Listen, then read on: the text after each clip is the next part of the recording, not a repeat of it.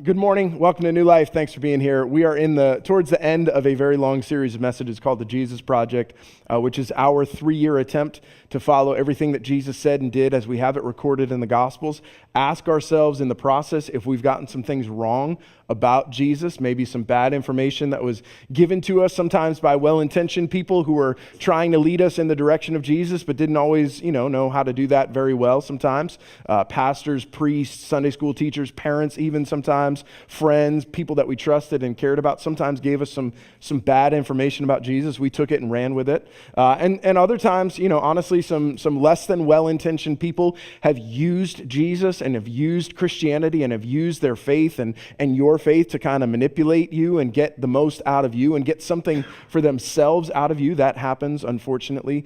People use Jesus as sort of a mascot for the things that they want, things that matter most to them. And so we've all had some different experiences with our own kind of attempt to follow Jesus. This has been our journey for 3 years or so to try to strip away some of those things. We probably didn't get all of them. We probably didn't get to all of the things that you've got and that I've got. But to give ourselves in its place maybe some better ways of thinking about who Jesus is, and at the end of the day, make us into better followers of Jesus, because that's why we're here. We're here because to some extent or another, wherever we are in that journey of our own faith, we are trying to be better at this than we were last time. And so that's our goal and our focus this morning and over the course of this series. When I was a kid, which I realize sounds further and further away.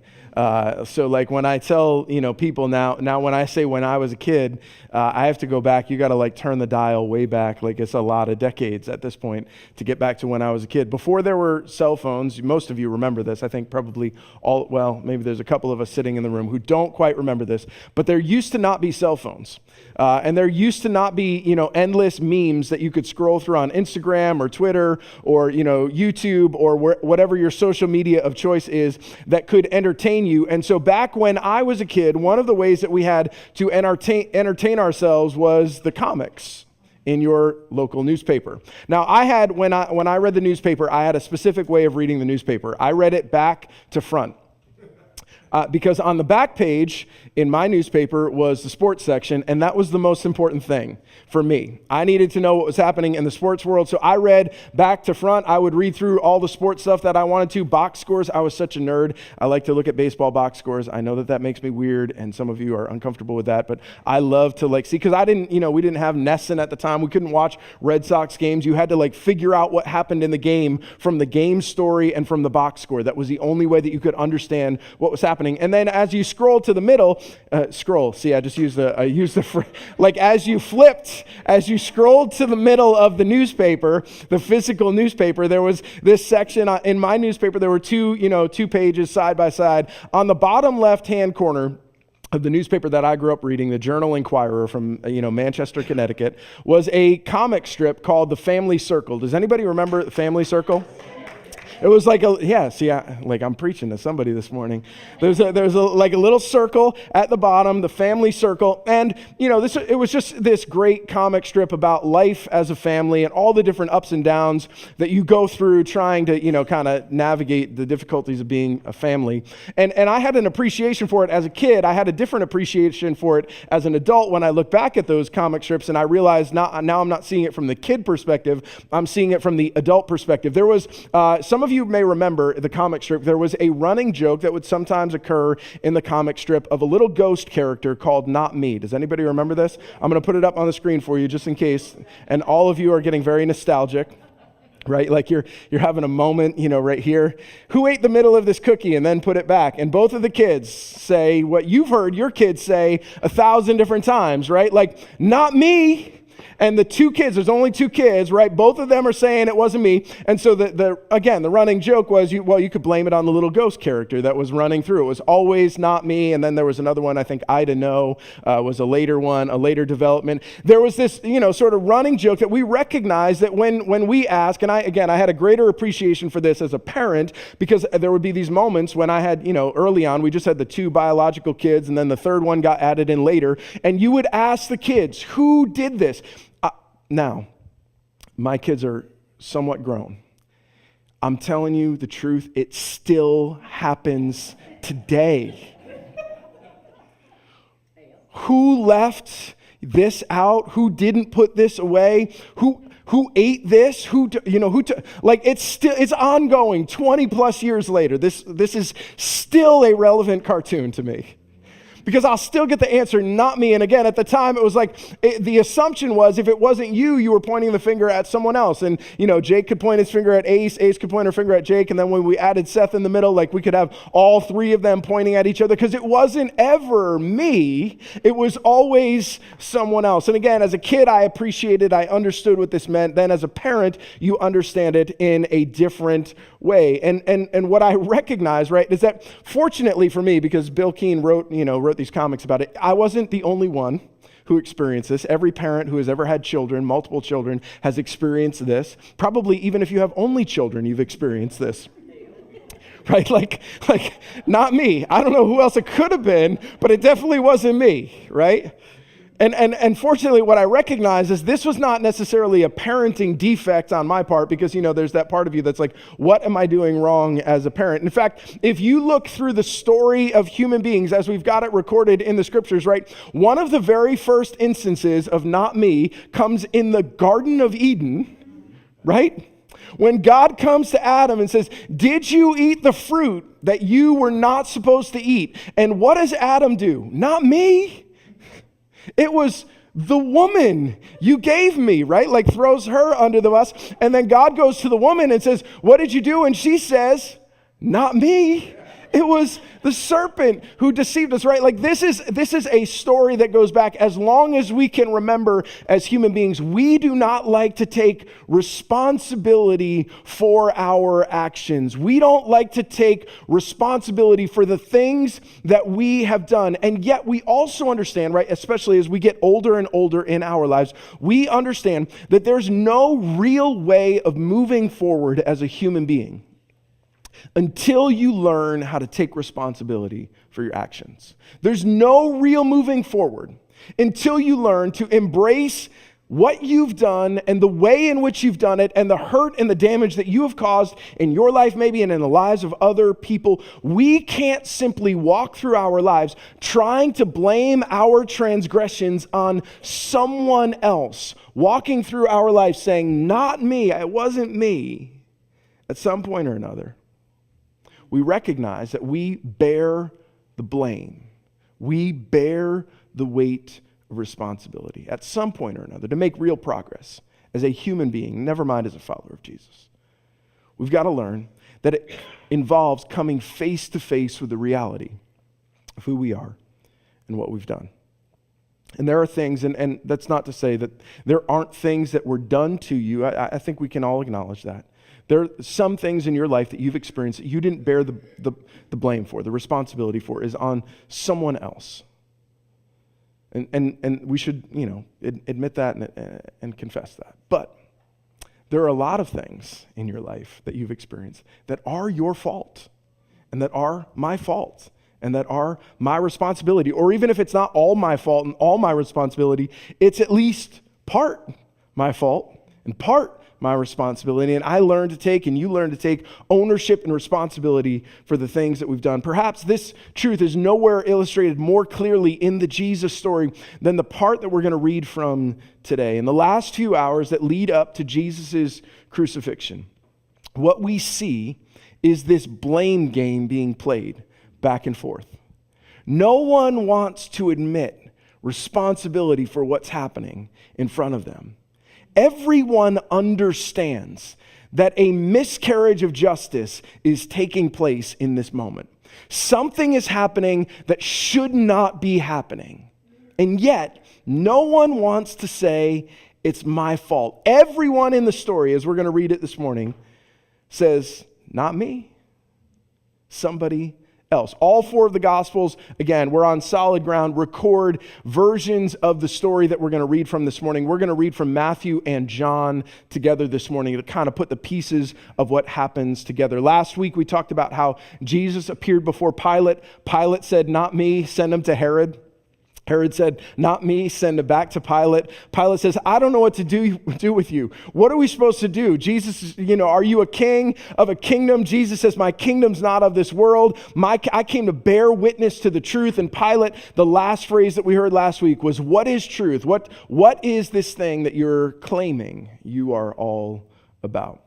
And we pick up the story in Matthew chapter 27, verse 15. It says, "Now at the feast, the governor was accustomed to release for the crowd any one prisoner whom they wanted. And they had a notorious prisoner called Barabbas.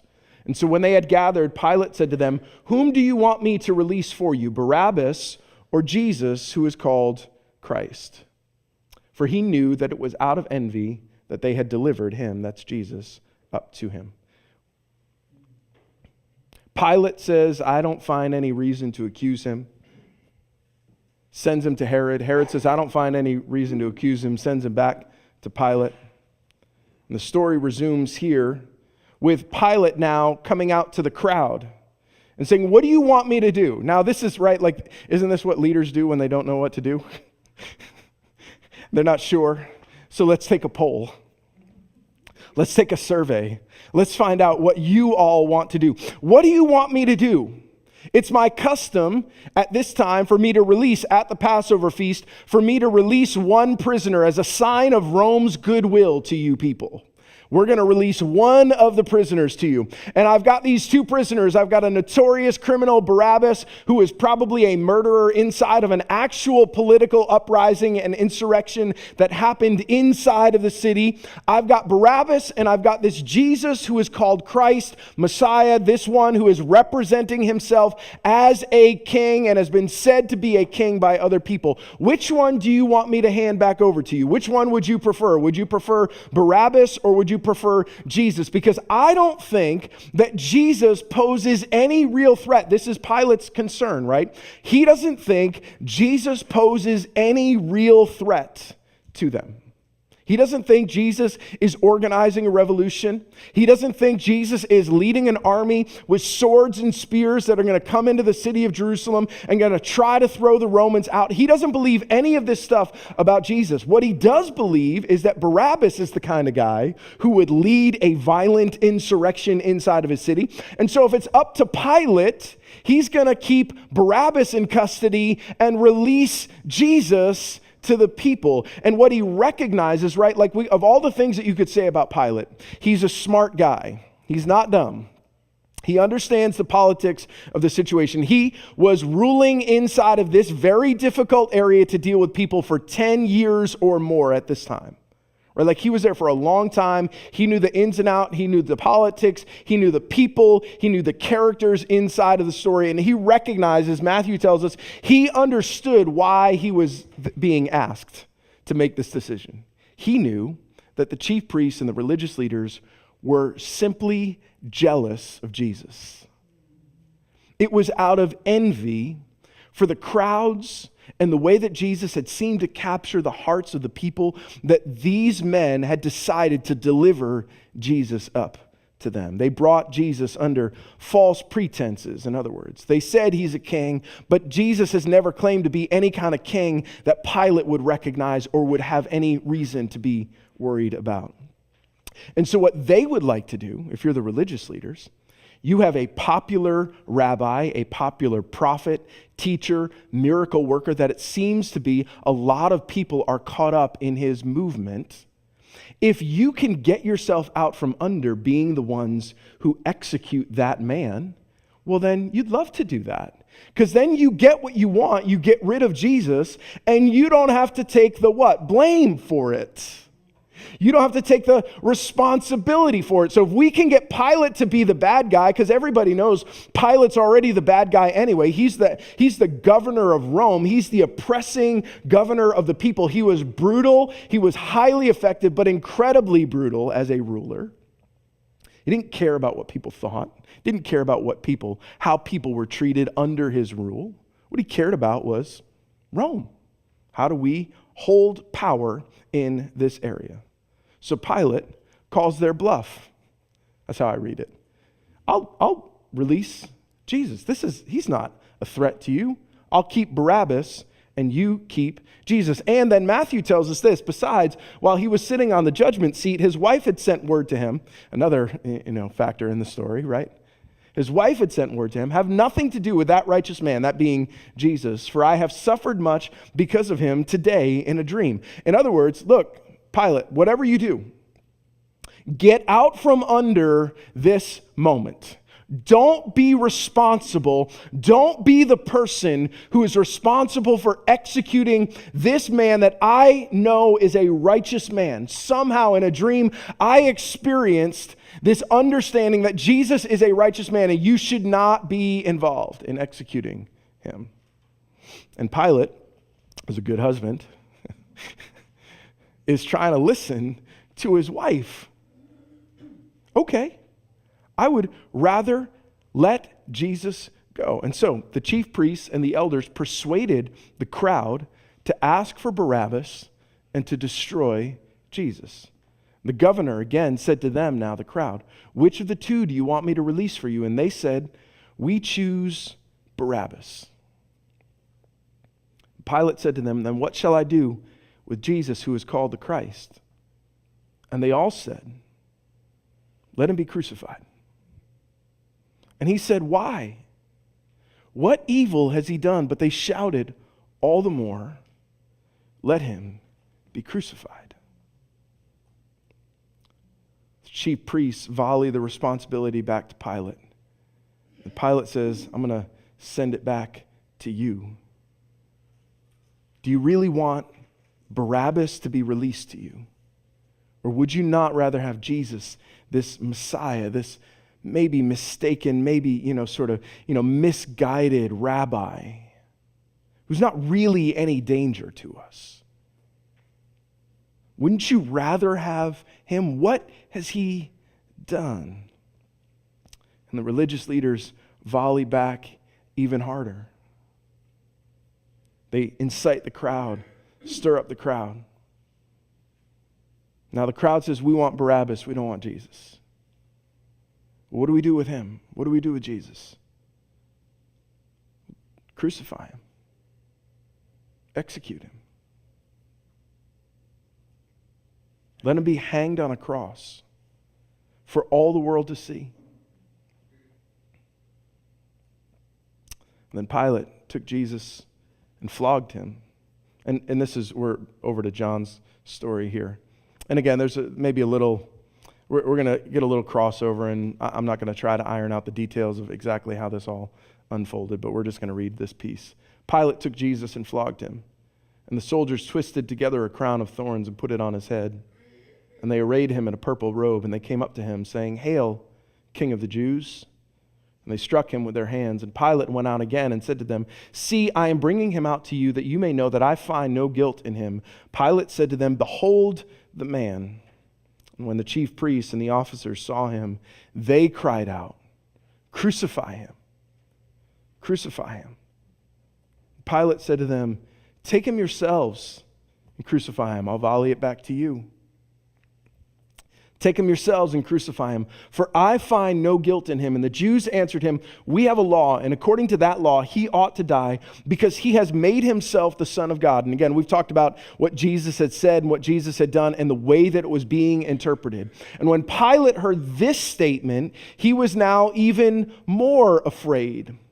And he entered his headquarters again, and he said to Jesus, Where are you from? But Jesus gave him no answer. Now, if you remember the conversation that Jesus and Pilate had last week, Jesus said, I am king of a kingdom that is not of this world. And he never said where he was from. He never said where his kingdom was from. He never said what his kingdom was about. He just said, my kingdom is not of this world. I came to bear witness to the truth. And now Pilate hears from the religious leaders that this man, Jesus, is claiming to be the Son of God, or the way that Pilate probably heard it, the Son of the gods, or a Son of God. And if you know Pilate's story and you know who Pilate works for, you know that he works for the Roman emperor. And do you know what the Roman emperor calls himself?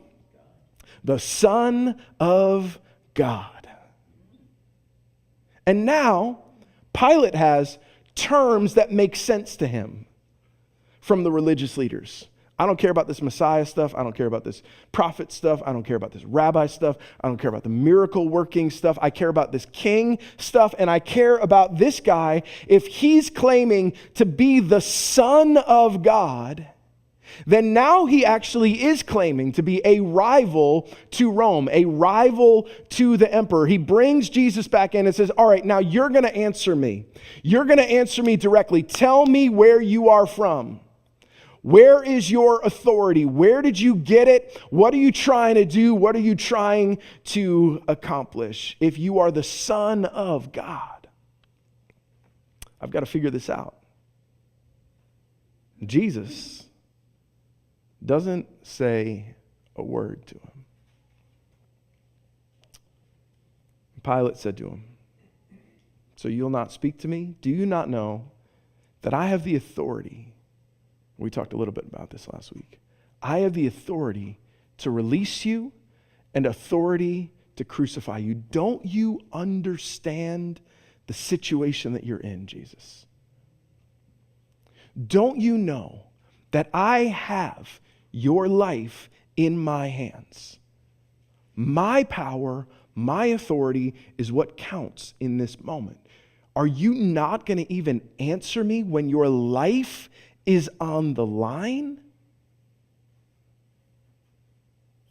Jesus answered, you would have no authority over me at all unless it had been given to you from above. Therefore, he who delivered me over to you has the greater sin. We can feel, I think you can, maybe in this moment, at least for me, I can feel Pilate's frustration in all of this. Pilate's frustrated because he's been put in a position where he knows that he's being used. He knows that he's being manipulated. He knows that he's being pushed in a direction that he doesn't really want to go, but he can't seem to find his way out of it. And now he's frustrated with the religious leaders. Now he's frustrated with Jesus. Listen, Jesus, if you just give me the answer that I need from you, I can let you go. I can release you. I don't have to crucify you. At the end of the day, it's going to be my decision. I'm going to be the one who makes the call. I'm going to hold responsibility for this. And Jesus says, you don't actually have really any authority here. I just want you to know, Pilate, the only authority that you have has been delegated to you from the same place that my authority has been delegated. Pilate, I know you think that you work for Caesar, and I know that you think that you work for the man who calls himself the Son of God.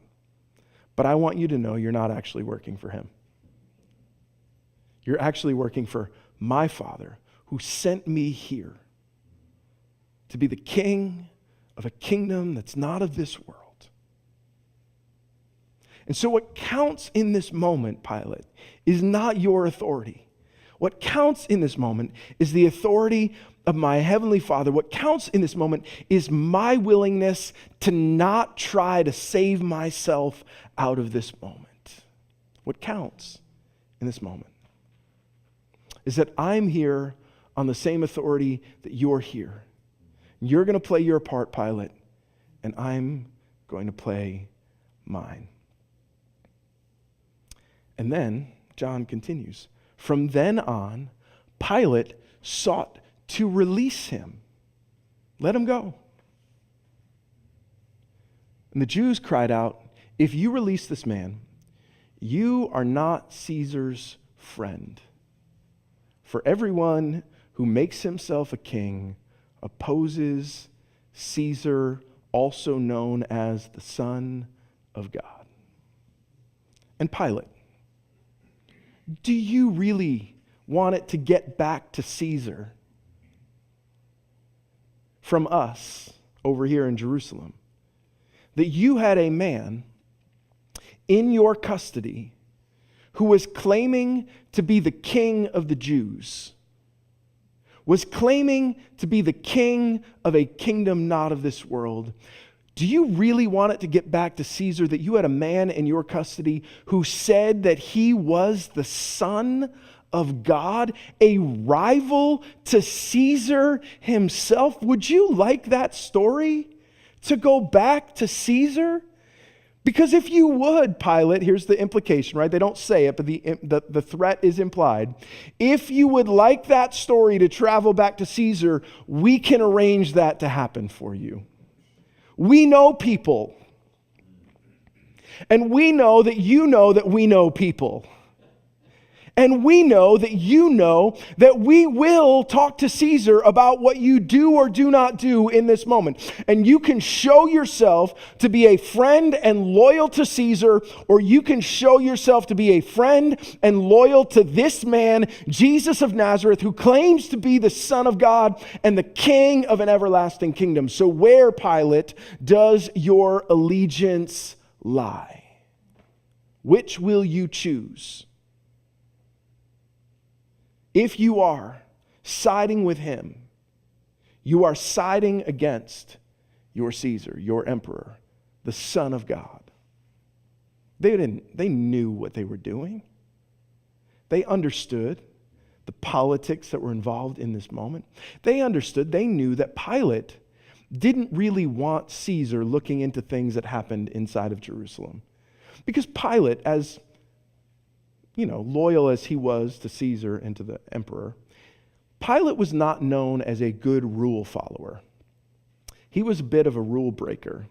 And some of the things that Pilate did were not really necessarily approved by Caesar. And some of the ways that Pilate treated people were not necessarily the way that Caesar would have treated people. And so Pilate knows, and he knows that they know. And they know, right, that he knows that they know. I mean, that whole thing, right? Like everybody here knows the story. There's no secrets here. And if you really want Caesar to come looking around at what you've done, well, let us know. Side with Jesus, and we'll make sure that he comes looking for you. And we'll go back to Matthew, close it out.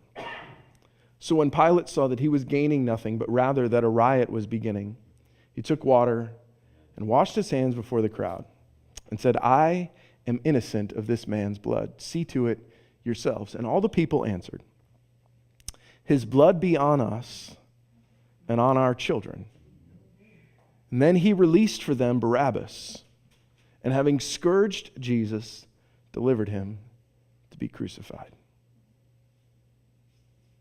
He presents Jesus to the crowd, washes his hands, and says, not me.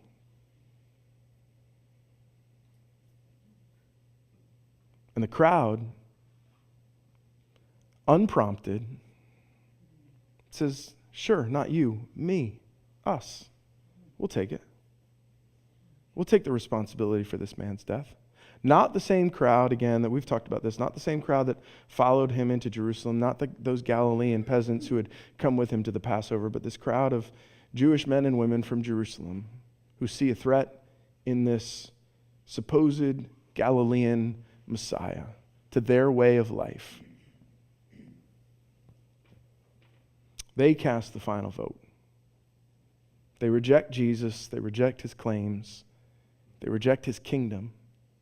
They reject his authority. They reject his claim to be coming from God to them. And Pilate acquiesces. Now think about that. Because everybody in the story is saying, not me. Everybody in the story looks around and says, not me. Him. Them. Pilate says, I'll wash my hands of this. And I don't think he can wash his hands of it. Because at the end of the day, Pilate could have done whatever he wanted in this moment. He could have looked at Jesus and he could have said, you know what? I don't believe that this man is who they say he claims to be. And I'm going to let him go. And he doesn't. And the Jewish religious leaders, they know that Jesus isn't doing what they're claiming he's doing. They know that he's not doing anything that Pilate should execute him for. They know that this is something that should be resolved between them and Jesus. They should hash this out. They should figure out whether or not Jesus is actually the person that he said that he was.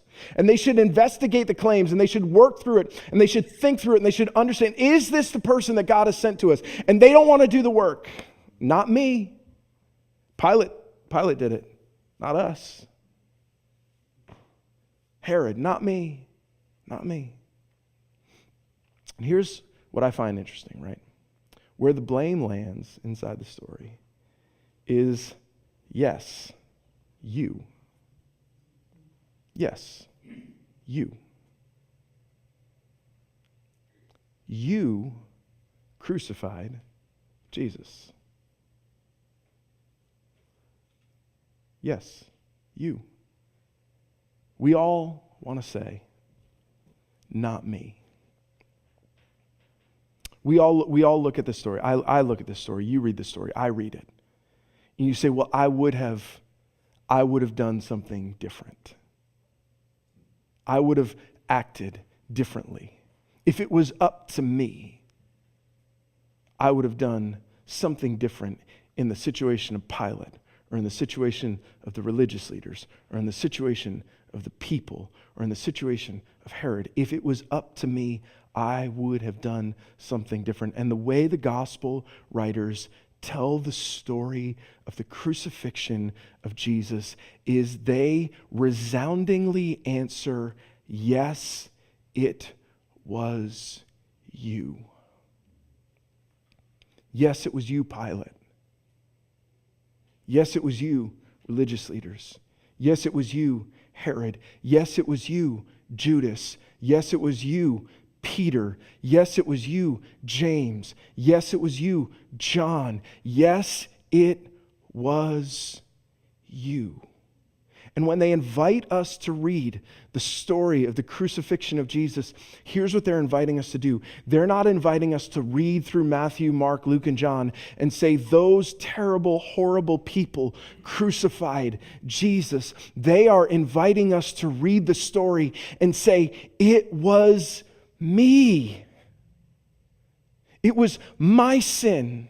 It was my brokenness. It was my pride. It is my arrogance. It is my disobedience. It is my constant willingness to look around at different circumstances and situations in my life and say, not me, not me, not me, not me. It was me.